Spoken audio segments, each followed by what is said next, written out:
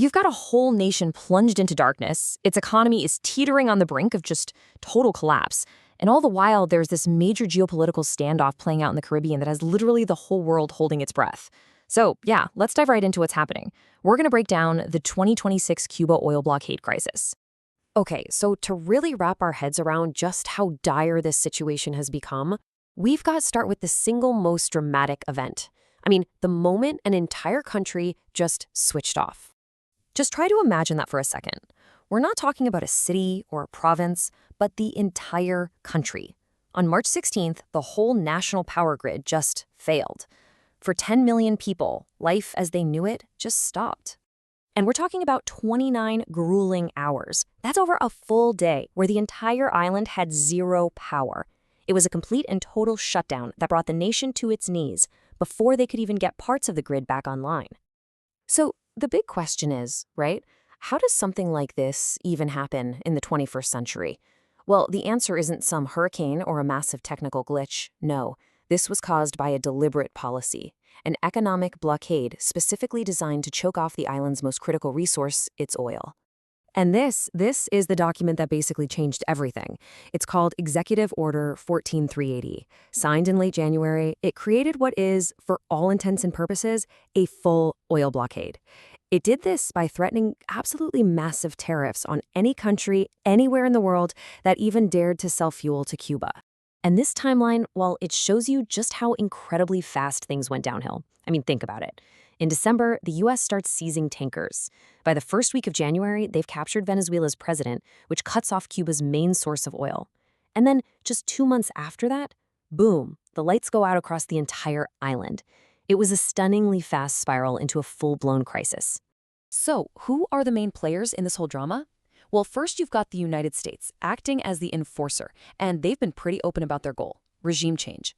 Then there's Venezuela, which used to be Cuba's oil lifeline, but now they're completely out of the picture. Mexico, their neighbor, tried to step in and help, but got pressure to stop pretty quick. And right in the middle of it all, of course, is Cuba, a nation that's being pushed right to the very edge. And there's really no hiding the U.S. administration's endgame here. President Trump has been on the record talking about having the, quote, honor of taking Cuba, even suggesting a, quote, friendly takeover. So it seems the crisis is being seen as a direct opportunity to reshape the island's entire political system. But the rest of the world, well, they see things very, very differently.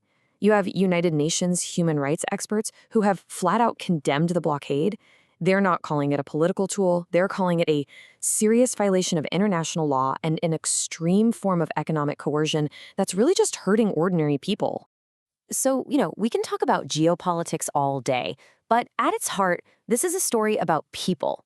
What does it actually feel like to live in a nation that's right on the edge of a total collapse? And this chart, wow, this really paints a picture of Cuba's biggest vulnerability. A staggering 80%, 80, of the country's electricity comes from plants that run on oil. So when you cut off the oil, you're not just stopping cars and buses. You are literally, and I mean literally, turning off the entire country. And get this, even before that total 29-hour blackout, life was already becoming unbearable.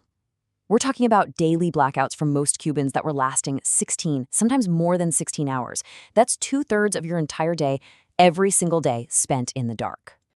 And as you can probably guess, this has just poured fuel on the fire of social instability. The number of protests just skyrocketed. Look at this, from around 30 in January to over 130 in just the first 2 weeks of March. You can draw a straight line from the blockade getting tighter to the anger boiling over in the streets. And I really want to stress this point. This goes so far beyond just being an inconvenience. This is a full-blown humanitarian crisis. We're talking hospitals having to postpone tens of thousands of surgeries. People don't have gas to cook their food or to get around. The water pumps, which run on diesel, are failing all the time. You have trash and rotting food just piling up in the streets. And on top of all that, food prices are soaring while the currency is basically becoming worthless. The very fabric of society is starting to break down. And when you listen to experts like William Lea Grande, they paint a really grim picture of where this could all be heading.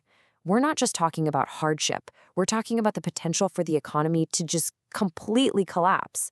And what follows that? Social chaos and very likely a mass migration event.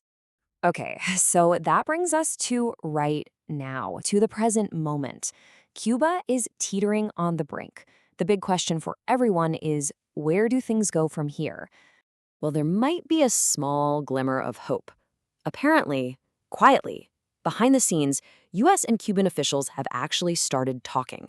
We don't know much, the details are being kept under wraps, but it's the very first sign of a possible way out of this thing, a potential off ramp from the crisis. And at the same time, the rest of the world is starting to respond. You've got countries like Mexico, Canada, and even China sending or pledging to send aid.